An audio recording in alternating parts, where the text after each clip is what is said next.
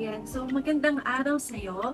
Maraming salamat sa pag-click ng video ito. So, today, let me share with you on how to build a strong financial plan.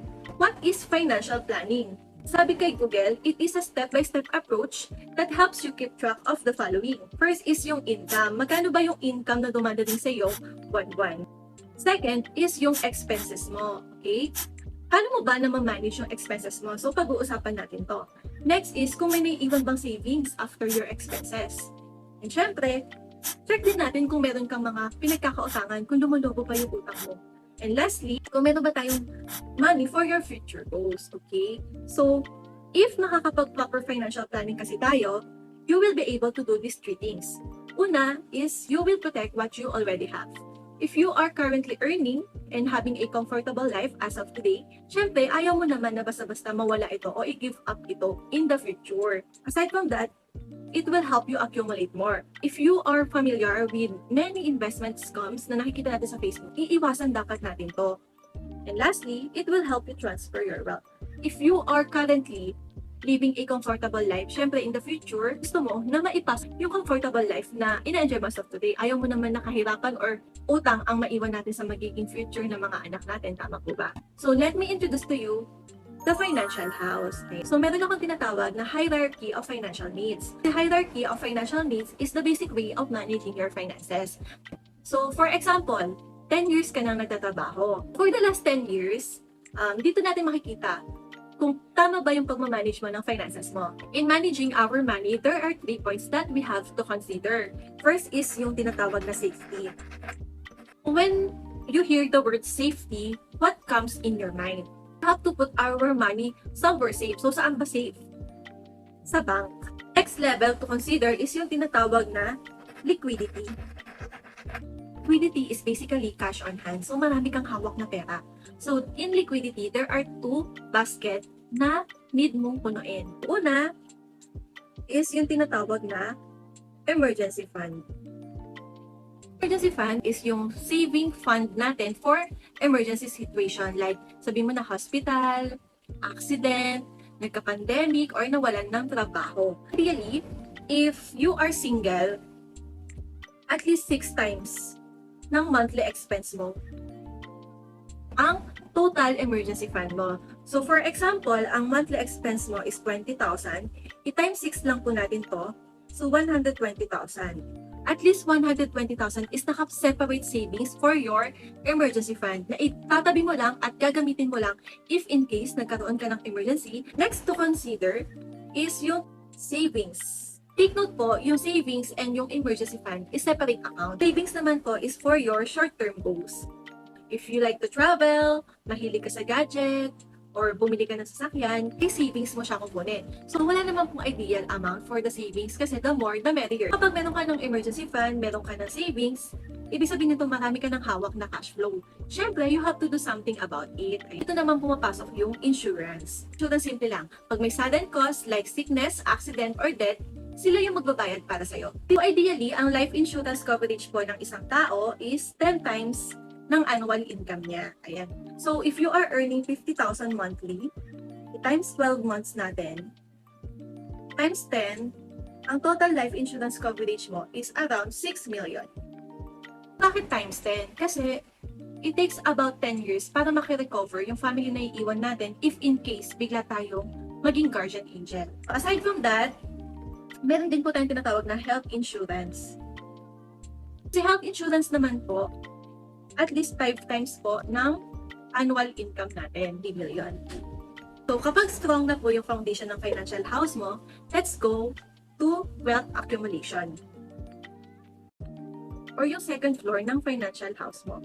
So, familiar ka po ba sa tinatawag na stocks, mutual fund, co-op? Itong second floor ng financial house natin is more on investing. Kasi, dapat yung savings natin or yung money natin is nag-grow or lumalago siya kahit natutulog or nasa bank lang. Meron din po tayong tinatawag na VUL and fixed income plan.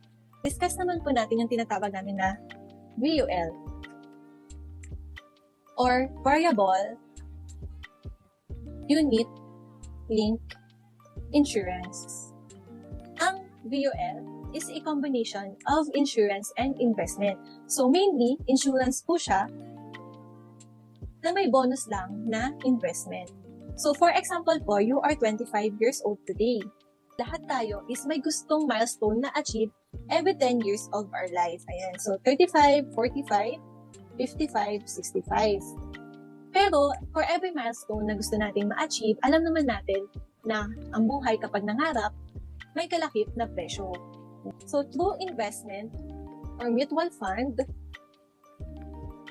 okay, we will save for every milestone that you want to achieve every 10 years of your life. Okay? So nasan si insurance? Si insurance po is nandito lang. Ready to be used anytime. For example po, 2 million pesos ang insurance coverage ng VUL mo. Along the way, hindi naman po natin alam kung kailan tayo magkakaroon ng sickness, accident, or death. Insurance po, yung bahalang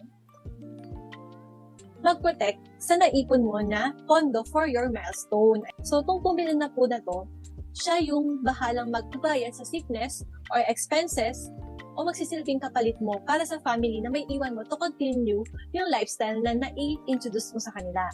And ang kagandahan po kay VUL, if you live long, at the age of 65, meron kang naipon na pondo para sa happy retirement mo. So that is how VUL works. You have an insurance plus investment. So ngayon, explain ko naman po is income plan.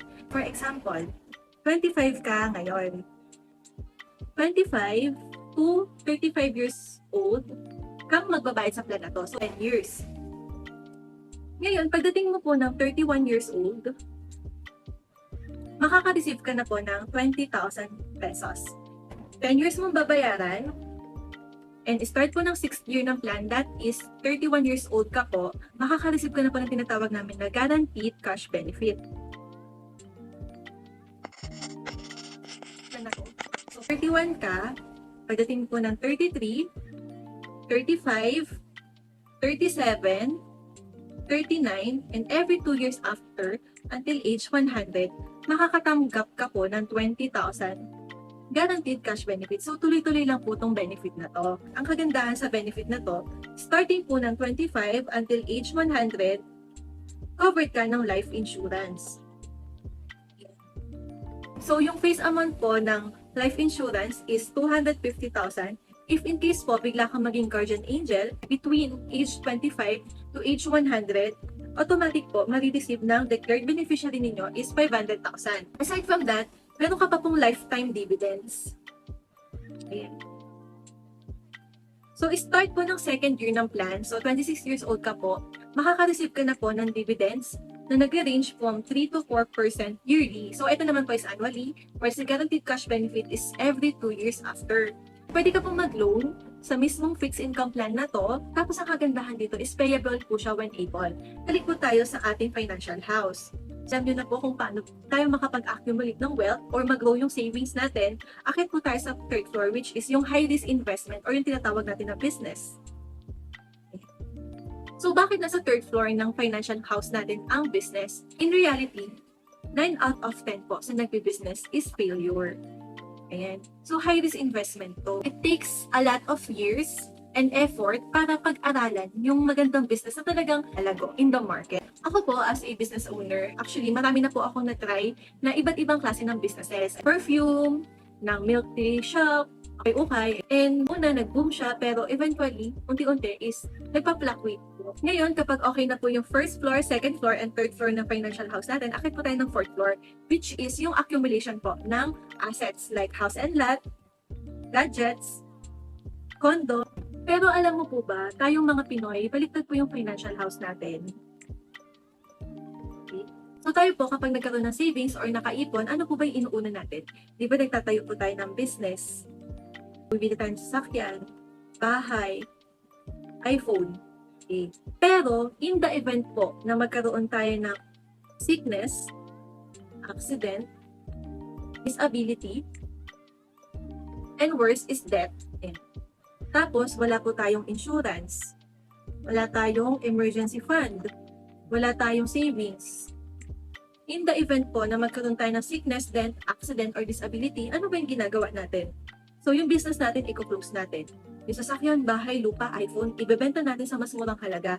Kaya sinishare po namin itong Strong Financial House para sa ganon, maiwasan nyo po yung ganitong scenario. So, upon seeing this information po, do you think po ba na kailangan natin ng strong financial plan? So, if your answer is yes, let's talk on your finances. So, a consultation today, so we can conduct a free financial planning. I will be teaching you the strategies and techniques on how to budget, allocate, and prioritize your cash flow. I am Camille Simsuanco, and I am your trusted Sun Life Financial Advisor. Book your appointment today.